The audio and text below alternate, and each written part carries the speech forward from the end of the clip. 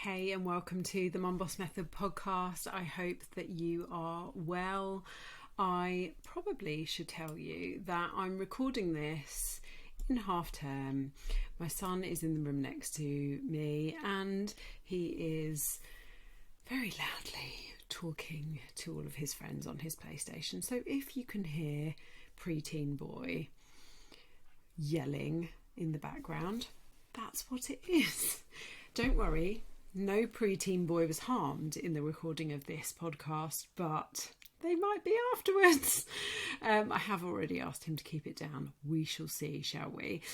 In this episode, what I wanted to do was to answer some of the questions that have been coming up in my 4-week Mum Boss Boost. And I thought it would be a really good idea because we've had some great questions this round, and I am running another boost starting on the 26th of June. And I thought it would be great to share with you some of the things that we talk about. And if you are interested in finding out more about that boost, even if you're listening to this after the 26th of June, you can still find out about when my next one is. Just get in contact with me. The best way to do that is to check the show notes, or you can find me on Instagram, Facebook, LinkedIn, or on my website, themumbossmethod.com. So yeah, I've collected together some questions from my clients, and I thought I'd take some time to go through those. And if you like it, give me the feedback, let me know, because I'll do more of these going forward. So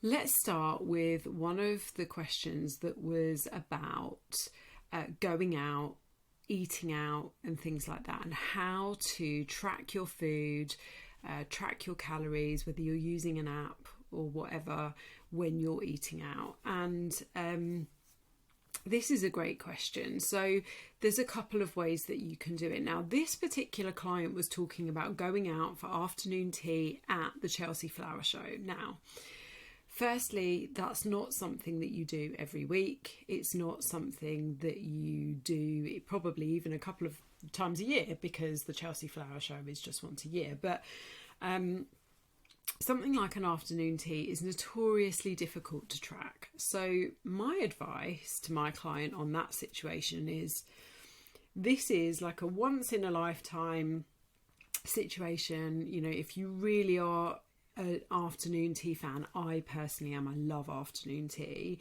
then this is a situation where you just go, you know what, I'm just going to go and enjoy this. I'm not going to worry about my calories. I'm not going to worry about my food. But maybe what I will make sure that I do is I'm going to eat that afternoon tea, and then probably not, need a huge, great big dinner in the evening as well. And you just accept that that is going to be a day where you're likely to go over your calories. We did a bit of research around afternoon teas, because you can find some afternoon teas on things like MyFitnessPal, and they varied from something like 800 calories to like 1,200 calories. And it obviously is really going to depend. Everyone's a little bit different. Like, my husband loves the sandwiches on an afternoon tea, and I obviously love the cakes, particularly the scones.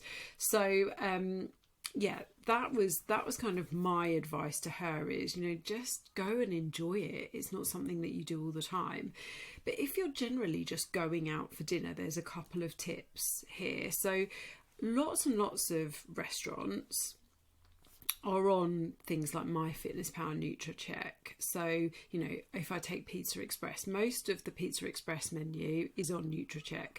But if you're going to more of a small independent restaurant, then it's probably not going to be on NutriCheck or MyFitnessPal. So the best thing that you can do, if they don't have the calories on the menu, but you want to track it, is to do your best guess.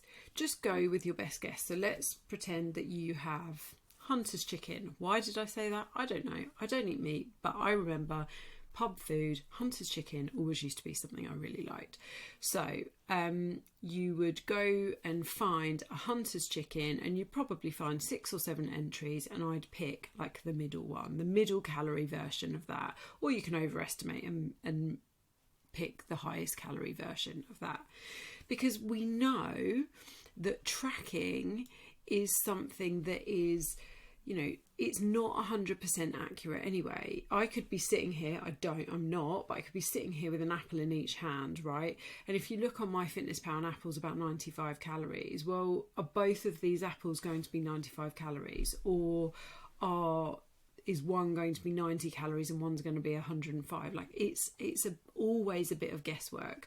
So just do your best. There's no need to try and be perfect with this, okay?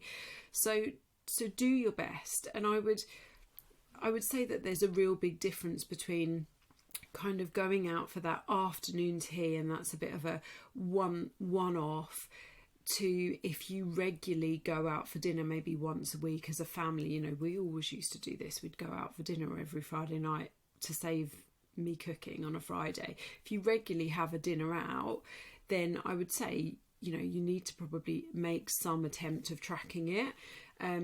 But if it's something that's really special or it's a celebration, then, that's a no, I'm just going to go, I'm going to enjoy it, and then I'm going to draw a line under it. So that was my tip for my client on that one in particular.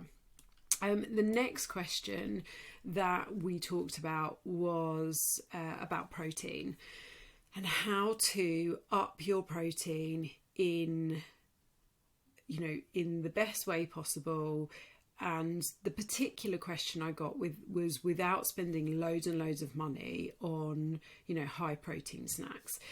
Let's be really clear here. Protein is quite expensive. Okay. So, whether you're eating meat, fish, veggie and vegan alternatives, or you're buying the high protein snacks like the protein yogurts, the protein mousses, the protein puddings, protein bars, it's expensive. That's why when you go out for dinner, your meals, the smallest part of your meal tends to be the protein, and the rest of it is lots and lots of carbs, because that protein is the most expensive part of your meal. And so this is something that we need to accept, that protein is expensive. Now, that being said, the protein goals that I set my clients, and for most women that I work with, I'm looking for them to hit 100 grams of protein minimum. Okay, that is quite achievable on a regular diet that includes things like meat, fish, eggs, vegan or veggie alternatives. And you might need to top up using maybe once a day a protein powder, a protein bar, a protein like yogurt pudding or something like that. So with this client in particular, when we talked about what was going on with her diet, is I was noticing that most of her protein was coming in her evening meal. Her breakfast and her lunch were really light on protein, and so therefore she was having to rely on protein yogurts and protein puddings and things in order to boost that protein target up, or protein goal up. So what I would suggest here, and what I did suggest, is that you actually you distribute your protein through all of your meals in your day. So, for example, if you're having a chicken salad for lunch, just have more chicken.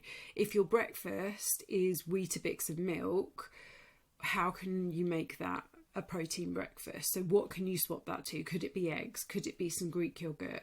Could you have some yogurt on the side? Or do you follow it with a protein shake if you really, really enjoy Weetabix? So rather than trying to rely on loads and loads of protein specific snacks, because as soon as you put the word protein on them, they're going to increase the price. Try to just increase your portions of protein in all of your other meals. So if you're currently having 150 grams of Greek yogurt for breakfast and you're struggling to hit your protein goal, have 200 grams. If you're having a small chicken breast for your lunch, have a larger chicken breast, or 1.5 chicken breasts. If you're having a small steak for dinner, have a larger one. So increasing your protein, and then maybe topping that off with one of those protein type snacks like the yogurts, the bars, etc. per day. Oh, Henry's making some groaning noises. Okay, we did have a big question about scale weight, body fat measurements. I'm going to do a separate podcast on that, so look out for that in the next couple of weeks. Next question, how many times a week should I exercise? I love this question. So I've talked about this a lot recently. I've been really quite keen to make sure that the message comes across that exercise is the number one most important thing you can do for your health and your own self-care.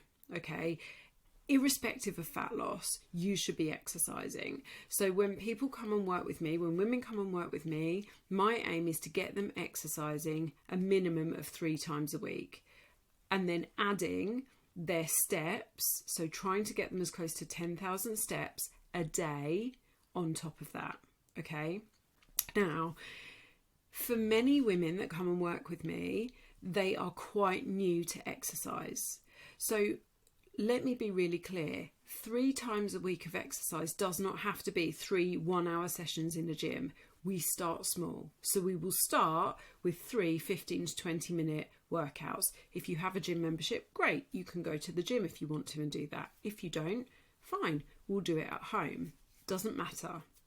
I provide workouts for the gym, for home if you've got weights at home, and for home if you don't have weights at home. Okay. And that leads me on to kind of the type of exercise that you're doing as well, because a connected question to that was, one of my ladies really enjoys running, but should she be doing more resistance training along with it? Now, this is really important as well, is that if you are a runner or a cyclist and you have goals to, run a race in a certain time or cycle a race in a certain time, or you want to do some like an endurance type sport, then that should be the main bulk of your training, because I want you to be better at, I want you to be able to do those sports.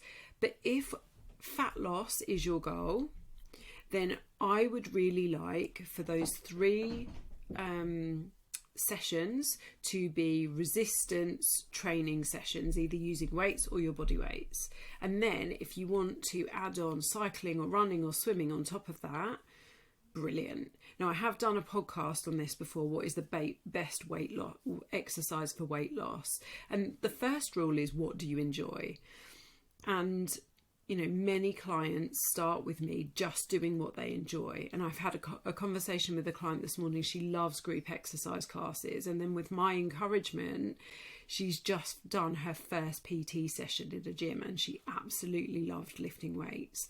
So now she's going to start working that into her weekly routine as well. Because weightlifting has so many benefits. It is just so good for you. And next week's podcast talks about that a little bit more. So the minimum time I would like people to be exercising for is 3 times a week. And we work up to about 30 minutes. Government guidance is actually, 5 times a week of 30 minutes of quite intense exercise. So we work up to all of this. Okay, great. Next question was, is there such a thing as good and bad food? And I love this question. So I don't like to use the word good and bad food because I think it does nothing but strengthen diet culture rubbish in your head. The poison is really in the dose. So if you were going out and eating pizza and McDonald's every day and still going after weight loss, that's not going to be optimal for your weight loss or your health. If you occasionally like some chocolate, or you occasionally like a glass of wine, or you occasionally like some crisps on the side of your lunch, none of that is bad. None of that is bad. So if you start using the terms good or bad, I've been good, I've been bad, all you are doing is you are reinforcing this poor relationship with certain types of food. No food is bad unless you're allergic to it and it's going to make you ill. Okay, everything can be eaten in moderation. So I don't give a list of good or bad foods. There's obviously, food that is really going to be full of nutrients and really good for you and good for your health. And again, I'm going to do a podcast episode on eating for health as well. But what I aim for in the Mum Boss method is helping you to have a diet that is really balanced with things that you enjoy and things that are really good for you, because we want to make the diet fit into your life, not your life fit around your diet. Okay, so that's really, really important. Okay, the other question that we had was about alcohol, and this is something that comes up with, I would say, 90% of the women that I work with, because alcohol is a really tricky subject. And again, I'll touch on this in the podcast episode that I do on kind of food quality and things like that. But alcohol is one of those things that, enjoyed in moderation, is absolutely fine. One of the things that I don't encourage is that my clients save loads of calories so that they can drink loads at the weekend, but don't meet all of their other nutrition goals. So they're not getting in their protein, they're not getting in their fruit and veg, they're not getting in their fibre, okay? Because actually that's not healthy. That is not a healthy way to eat. So alcohol can absolutely be included in your diet. Nothing is banned, but not only do you need to consider the calories that are in alcohol, but you need to consider the after effects of the alcohol. Now, research shows that 2 medium glasses of wine will negatively impact your sleep that evening. Okay, and if we think about pouring a glass of wine at home, a medium glass of wine isn't actually that big when we consider a free pour at home. And so 2 glasses negatively affecting your sleep is quite a lot. And if you're, drinking 2, 3, 4 times a week, that's going to be negatively affecting your sleep. Your sleep has a massive impact on your ability to adhere to your nutrition goals.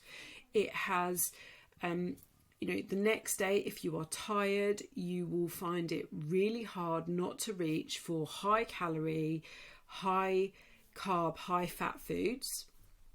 And you will have less energy to get any movement in. So absolutely, again, I really want to say I don't ban anything. Nothing is banned. If you drink, that's fine. But you need to consider the full picture of the drinking. And you also need to consider, and I challenge all my clients on this, how often you're drinking. So, and understanding units of alcohol and what the government guidance is. And I've been talking to an alcohol expert recently, and I'm going to hopefully do a podcast episode with her soon as well to go into this in a bit more detail.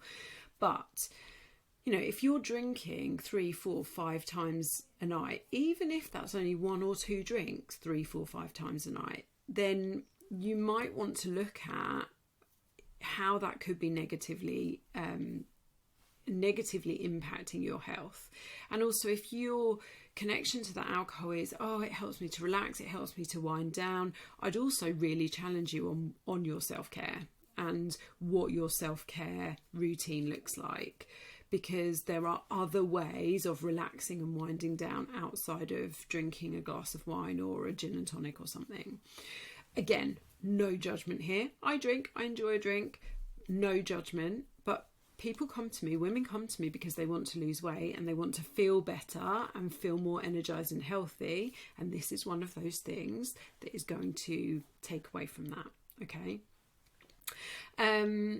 Okay. So those were the really common questions that come up, that I just wanted to address in like a 20-minute episode. As I said, I currently have a a round of boost starting on the 26th of June. That will be the last one that I run before the summer. If you're listening to this after summer, come and check out my website, mumbossmethod.com, and find out when my next one is. If you're interested, please send me a message. If you liked these like regular questions and Q&A sessions, then please let me know, and I'll do more of them. I hope you have an awesome week, and I'll speak to you soon. Bye.